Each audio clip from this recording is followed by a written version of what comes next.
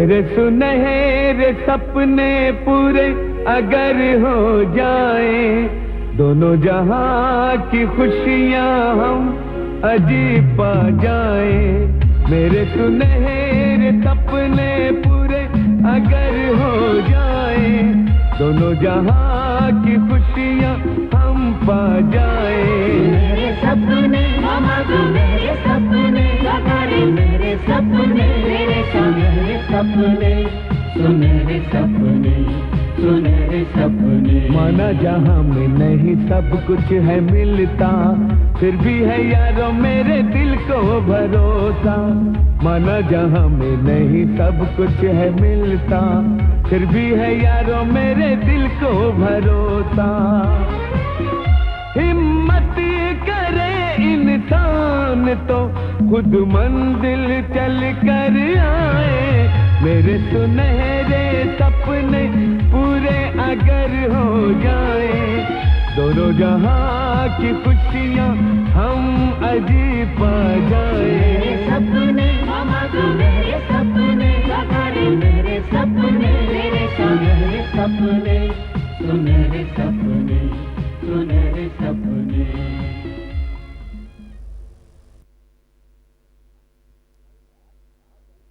Rihanna, कल रात ख्वाब में मैंने शौकत मियाँ को देखा। एक फरिश्ता उन्हें खाना खिलाने की कोशिश कर रहा था, वो नाना कहे जा रहे थे। फरिश्ते ने उन्हें कहा कि शौकत मियाँ, अल्लाह का हुक्म है कि मैं तुम्हारे जान की हिफाजत करूं। तब कहीं जाकर शौकत ने खाना खाया। सर, मैंने जो किया वो मेरा फर्ज था। सर, मुझे अपने बच्चे की जान की परवाह नहीं है, लेकिन जहां पुलिस की इज्जत बचाने का मौका आता है, वहीं कानून की कुछ बंदिशें मेरे पैरों को रोकती भी हैं। वाह वाह, सफेद झूठ बोलना तो कोई तुमसे सीखे विशाल। इस कारोबार के अलावा भी तुम पर कोई जिम्मेदारी है, याद है तुम्हें? नहीं ना? वही याद दिलाने आई हूं मैं। वाह, तो मेरी जिम्मेदारियां, मेरा काम मुझसे बेहतर तुम समझती हो। सौभाग्य हमारा कि आप पधार जाते हैं। कहिए, कैसे कष्ट दिया अपने पैरों को? आज आप बड़ी औपचारिक बातें कर रहे हैं। देखो बहू, हमारा नन्हा सा शौकत जरूर वापस आएगा, जरूर वापस आएगा बहू, जरूर आएगा। नहीं बेटे, नहीं बेटे, हौसला रखो। Hello, Arman here. मैं गुप्ता मर्डर केस के बारे में आपको कुछ अहम बातें बताना चाहता हूँ। जितना जल्दी हो सके मेरे बताए हुए ठिकाने पर पहुंच जाइए। कौन है आप? कौन बोल रहा है?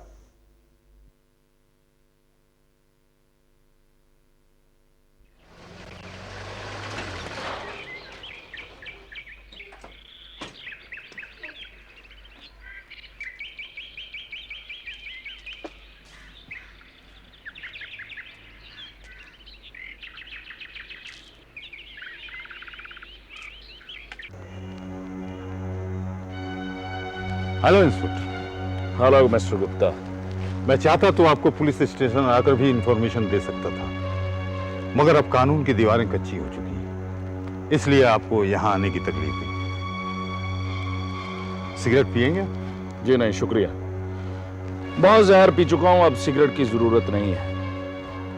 आप मुझे कुछ बताने वाले थे? हाँ इंस्पेक्टर साहब, हाल ही में पता चला है कि मेरे भाई साहब का एक पर्सनल अकाउंट भी था, जिसके बारे में न मैं जानता हूं और न उनका लीगल एडवाइजर।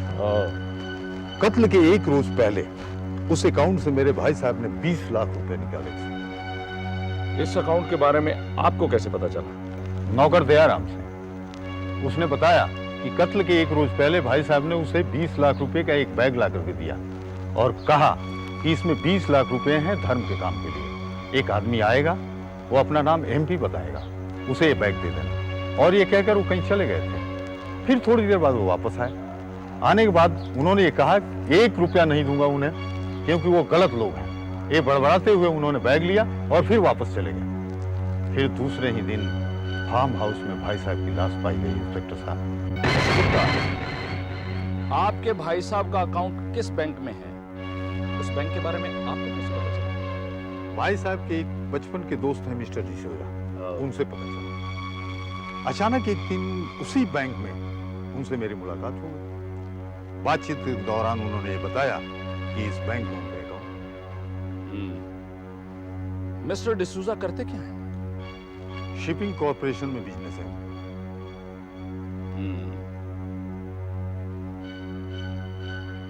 मिस्टर जेपी, मुझे आपके भाई साहब के कत्ल में 2 आदमियों का हाथ नजर आ रहा है। एक तो वो जिसने उनसे एक्सटॉर्शन मनी मांगी थी और उन्होंने उसे मना कर दिया। दूसरा वो जिसने उनसे चंदा मांगा था और ये पता लगने के बाद कि वो आदमी गलत हैं, उन्होंने रकम को रोक दिया था, वो। लेकिन ये कैसे पता किया जाए कि ये दोनों आदमी हैं कौन? बाय द वे, आपका नौकर कहाँ है? वो तो गांव गया हुआ है।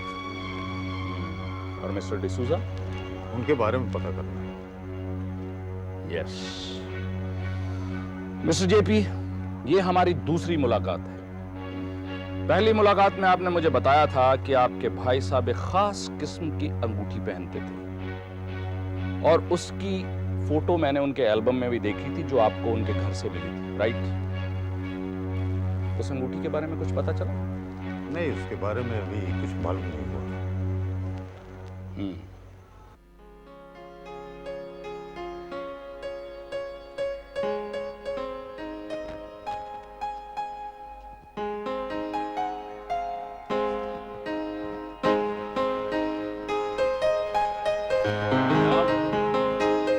यार, दादी के गुस्से से ज्यादा मुझे तुम्हारी उदासी खल रही है। क्या मालूम था कि दादी माँ को नॉनवेज से इतनी ज्यादा नफरत है। जो हो गया सो हो गया यार। नहीं विशाल, कल तक तुम्हारे और मेरे बीच में दादी के नाम की जो दीवार थी ना, बहुत कच्ची थी। अब फैसला हो गया विशाल, और डैडी में इतनी हिम्मत नहीं है कि वो दादी के फैसले से इनकार करें। हमें तो है। हाँ, हमें है, ये हिम्मत है, पर हम ऐसा करेंगे नहीं क्योंकि हमारे संस्कार इसकी इजाजत नहीं देते। हाँ, लेकिन एक बात तो है, दादी माँ को पटाने के लिए उनके विचारों को ही हथियार बनाना पड़ेगा। विशाल, ये खामखा का स्ट्रगल किस लिए? हमारे विचारों को दूसरों पे थोपने का रिवाज बना रखा है इन बुजुर्गों ने। ये ऐसा क्यों करते हैं विशाल? देखो नेहा, अपनी औलाद को लेकर हर बुजुर्ग के दिल में कुछ सपने होते हैं और यही सपने उनको ऐसा करने पे मजबूर कर देते हैं। अब हो सकता है दादी माँ को ऐसा लगा हो कि उनकी पोती को एजी ज्यादा खुश रखता है। विशाल जोकर है वो, एक नंबर का। ना ही उसे बात करने की तमीज है, ना ही किसी चीज का ढंग है। वैसे एक बात है नेहा, अगर तुम्हारी शादी उस एजी से हो जाए तो तुम हकीम बनकर राज्य कर सकती हो। विशाल प्लीज मजाक मत करो विशाल। और ये सोचो कि दादी के चीजों में समाने का कोई नया एक तरीका है जिसे अपनाने के बाद दादी नामक समस्या से हमेशा के लिए फुर्सत मिल जाए। मैं सोचता हूँ कहीं से भी मुझे शौकत के किडनैपर्स या कोई भी किडनैपर्स मुझे मिले। क्या करूँगा? अरे मैं उन्हें दादी के नाम की सुपारी दे दूंगा।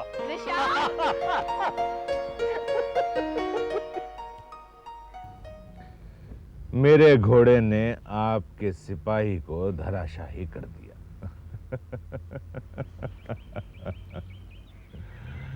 चाल चलिए व्यास जी, चाल। आपकी चाल के आगे किसकी मजाल पुरुषोत्तम जी? सामने वाला सांस भी नहीं ले पाते और आप फेफड़े जाम कर देते हैं।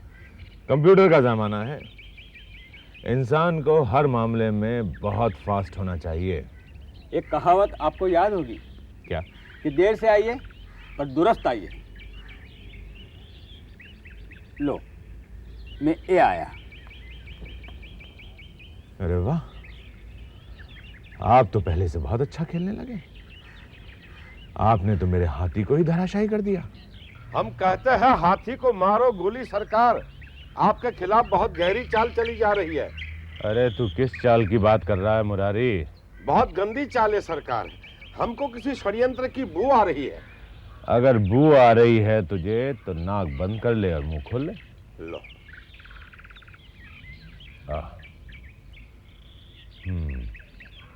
अरे ये प्यादे की तरह क्या अटक गया? किस साजिश की बात कर रहा है तू? आपके खिलाफ सरकार है। क्या है, कभी राहु केतु के घर में, कभी केतु राहु के घर में। ये गड़बड़ हमारी समझ में नहीं आ रही है। बहुत बड़ा अनर्थ होने वाला है। अनर्थ? क्या तुझे मेरी ताकत का अंदाजा नहीं है? किस राहु केतु में इतनी ताकत है कि शनि की ओर आंख उठाकर देख सके? आंख उठाकर देखने की उनकी हिम्मत कहाँ सरकार। हम आपका नमक मिर्च शक्कर और बिस्की खाया हूँ, चारों तरफ आंख खोलकर देखता रहता हूँ ना, लेकिन क्या है, हमारी छठी इंद्री जागृत हो गई है। अरे तूने ऐसा क्या देख लिया कि तेरी छठी इंद्री जागृत हो गई? हाँ, ये तीसरी को भगाओ तो छठी की बात करें।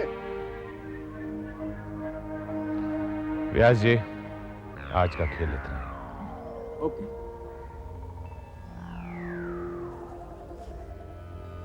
सरकार, हमने गुप्ता को पुलिस स्टेशन जाते हुए देखा और इंस्पेक्टर अरमान को गुप्ता के घर जाते हुए देखा। ये आवन जावन हमको ठीक नहीं लगती है, खतरे की घंटी लग रही है। इसका मतलब कोई बहुत गहरी चाल चली जा रही है। लेकिन मजे की बात यह है कि इस खेल में सामने वाले के मोहरे भी हमारे जितने हैं। अरे सरकार, हमको हर हाल में जीतना है। शाम दाम दंड न चले हैं तो वेद से काम लेना चाहिए। हम गेम ही बदल डालते हैं, फिर देखिए सामने वाले को चारे खाने चित्त हो जाते हैं। मुरारी, तुम किस गेम की बात कर रहे हो? सरकार, आपने कार्ड तो बहुत खेले होंगे। एक कार्ड ओपन कर दो, फिर देखो गेम कैसे पलट जाती है। मगर उसके लिए तो हुक्म के इक्के की जरूरत पड़ेगी। अरे सरकार, मैं आपके लिए हुक्म का इक्का ही लाया हूँ, देखो।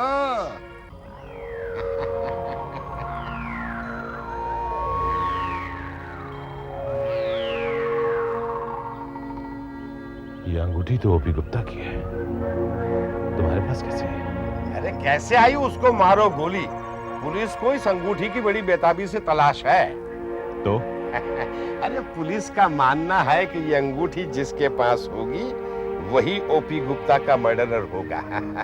अब हम ये अंगूठी मरहूम के भाई जेपी गुप्ता की हथेली तक पहुंचा देते, सांप भी मर जाएगा, लाठी भी सलामत रहेगी।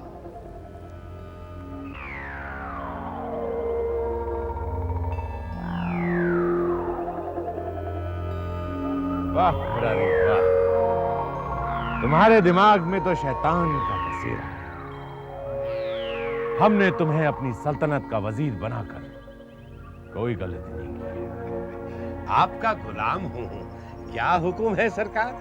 हुक्म क्या मुरारी, बस ये अंगूठी तुम्हें जेपी तक पहुंचाना होगा और ये काम सिर्फ तुम कर सकते हो।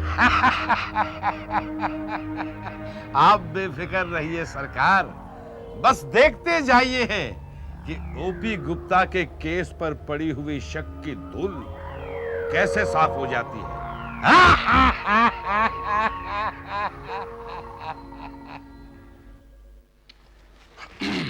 हाँ कुलकर्णी, कुछ पता चला? यस सर, कल लिंक रोड नाकेबंदी में एक ढाबे से कुछ चीज मिली हमें। हाँ दिखाओ।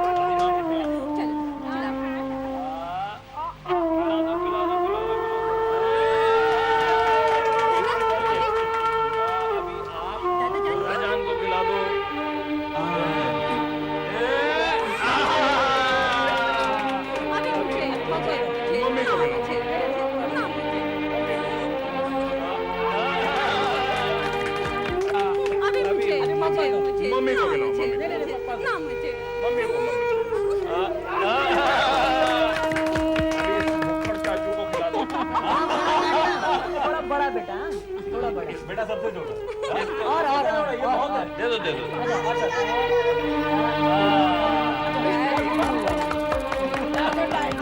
बेटा वो बुआ खड़ी है उसको भी खिला दो।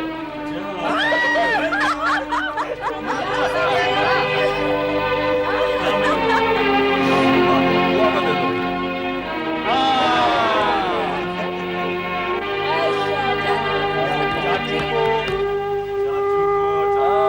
चाचू हटो मेरा ये भुक्कड़ हटो। बेटा वो होने वाली चाची उसको भी खिला दो।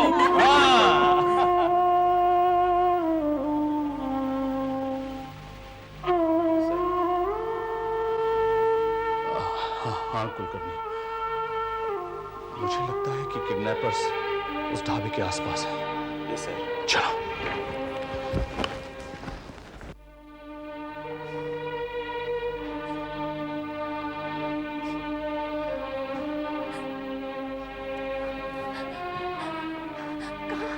कहाँ है मेरा शौकत?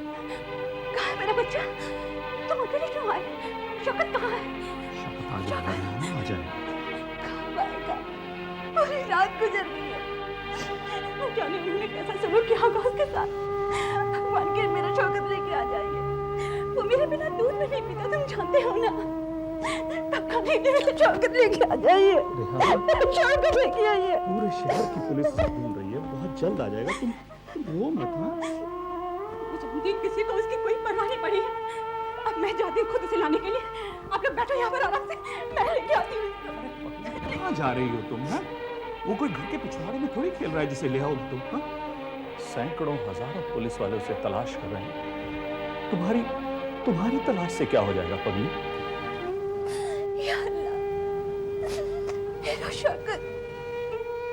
देखो रेहाना, सब्र करो और ऊपर वाले पे भरोसा रखो। वो भला हमारे साथ बुरा क्यों करेगा? हाँ? देखो, मुझे शौकत के जूते मिल गए हैं, वो भी मिल जाएगा। जूते? हाँ। शौकत के जूते? कहाँ मिले? कैसे मिले?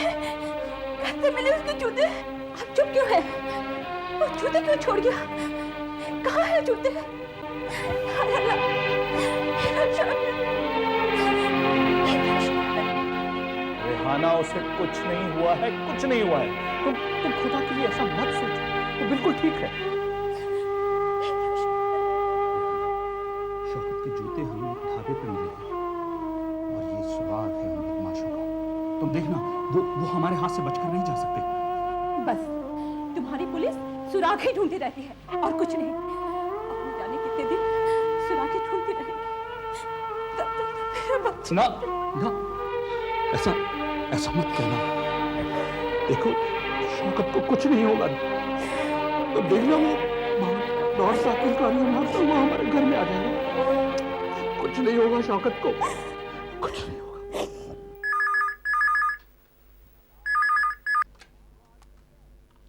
Hello, who are you dear? I am Murari here. Murari ji, Munna बोल रहा हूँ। अरे हमारे सरकार तो अनाथालय के सभी बच्चों को मुन्ना बोलते हैं। तुम कौन से अनाथालय से बोल रहे हो? मैं जहन्नुम से बोल रहा हूँ। वहाँ तो हमारी सरकार ने कोई अनाथालय नहीं बनवाया। मेरी पुरुषोत्तम जी से बात करो।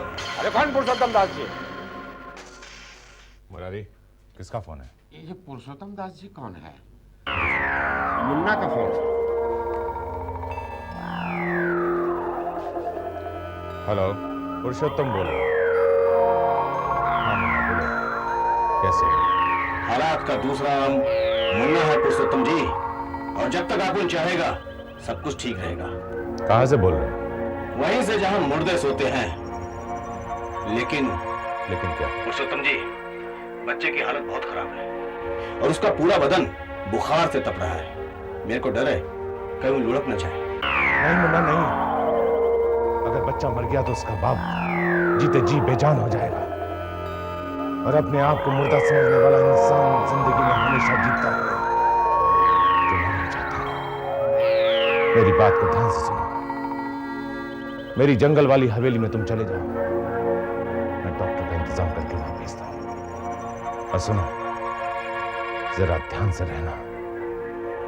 इंस्पेक्टर अरमान तुम्हें पागल कुत्ते की तरह ढूंढ रहा है। पुरुषोत्तम जी, मुन्ना को पागल कुत्तों से डर नहीं लगता, क्योंकि मुन्ना अच्छी तरह से जानता है कि पागल कुत्ते को गोली मारने का दस्तूर है। शुभ रात्रि। शुभ रात्रि।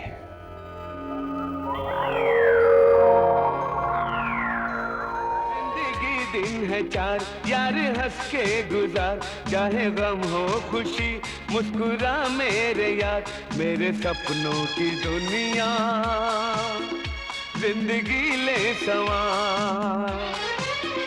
चट्टान से इस जीवन को एक नई दिशा दिखलाए, मेरे सुनहरे सपने पूरे अगर हो जाए, दोनों जहां की खुशियां हम अजीब पा जाए। मेरे सपने मामा सुनहरे सपने, मेरे सपने मेरे सुनहरे सपने, सुनहरे सपने, सुनहरे सपने।